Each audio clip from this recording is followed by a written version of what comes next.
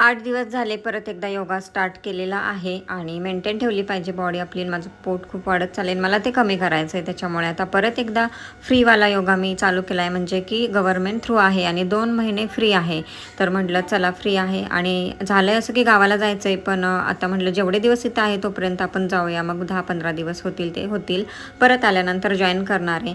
त्यानंतर योगावरून आलं ना, एवढी भूक लागते ना, भयंकर भूक लागते. आंघोळ वगैरे केली आणि मग पहिलं बिस्किट खायला घेतलं, कारण कोणीच उठलं नव्हतं. सुट्ट्या असल्यामुळे ना लवकर कोण उठतच नाही. त्यानंतर सगळे उठल्यानंतर पोहे केले सगळ्यांसाठी, मस्त सगळ्यांनी नाश्ता केला.